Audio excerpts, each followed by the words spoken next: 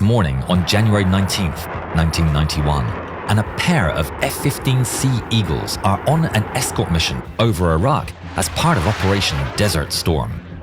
Captain Cesar Rico Rodriguez and his wingman, Captain Craig Mole Underhill, are clearing the skies ahead of a formation of 36 aircraft tasked with striking targets near Baghdad. Behind them, there are waves of F-16s making their runs, diving with 2,000-pound general-purpose bombs. They release them and the ordnance drops straight onto the Iraqi ammunition depots. Giant explosions rise from the desert. The Iraqi Air Force has dispatched 2 pairs of the most advanced fighters at their disposal, Mig29 Fulcrums.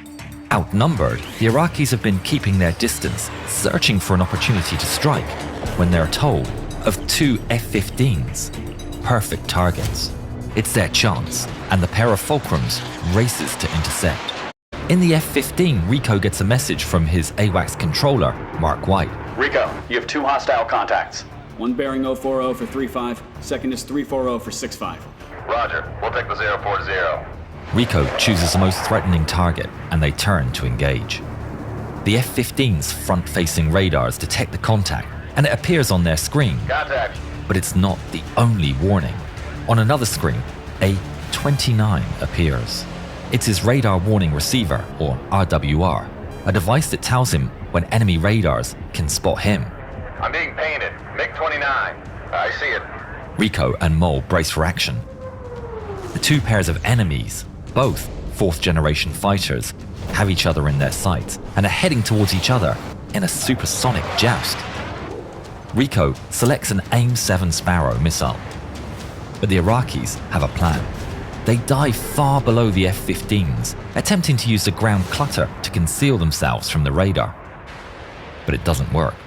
Aboard his F-15, Rico sees the single fuzzy contact split 2 well-defined targets. I gotcha. It's 2 versus 2. Rico selects one of the contacts and locks it in. He's given the all clear and presses the button. Box 1. The AIM-7 Sparrow shoots off from under the F-15 in a plume of smoke. Rico sees it streak across the sky, the smoke trail passing between his tails. He follows the smoke trail with his eyes and finally sees the MiG-29 aiming his nose down towards him. But it never gets to fire. The Sparrow rushes in and strikes it square on the nose. There's a giant flash and the MiG-29 disintegrates, tearing apart into a black smudge of oil and parts. Rico turns north and the enemy appears on his screen. It's just beyond 10 miles, so he's clear to shoot it down. He runs an identification procedure. It's hostile. He selects the contact on his radar screen and locks the target. In the enemy plane, the Iraqi hears the lock alert and he breaks into a sharp evasive maneuver, but it makes no difference. Rico's lock holds strong as his finger hovers over the button. He lights up as a diamond on my scope. Say again? It goes from a solid radar contact to a diamond, which tells me he's friendly. Mole systems have identified the contact as a friendly aircraft. In that moment, Mole is overtaken by a cold sense of dread. But Rico's confident it has to be another MiG, but he needs to prove it with his eyes. Then he pulls up. Engines burning at full throttle.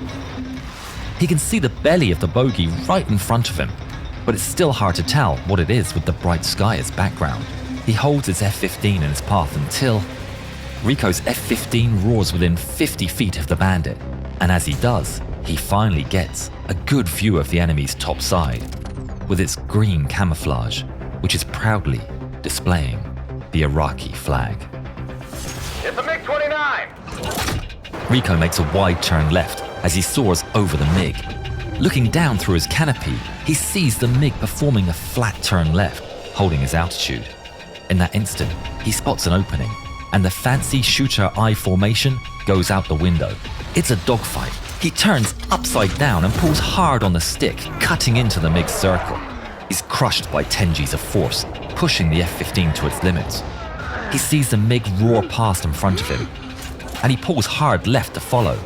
Rico sees the MiG flying away, but he knows he has the advantage. The MiG pushes down, trading altitude for speed. Rico follows him, spiraling down towards the desert floor as the paths of both jets converge. Rico sees a MiG scream through the merge. He's getting closer. He pulls hard, feeling the blood rushing down from his head as he does everything to bring the Fulcrum into his sights. Far above, Mol can see his leader tangling with the enemy and spots an opportunity. I can come in. Stand by. But Rico can feel it. This one is his. He sees the MiG coming back and they roar past one another. He almost has him, but they can't keep up this trajectory as they're rapidly running out of altitude. Rico pulls with all he has, powering through 10 Gs of force.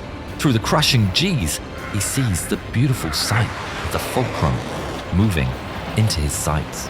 Rico selects an AIM-9 Sidewinder and starts to pull, aiming ahead of the MiG for the best chance of impact.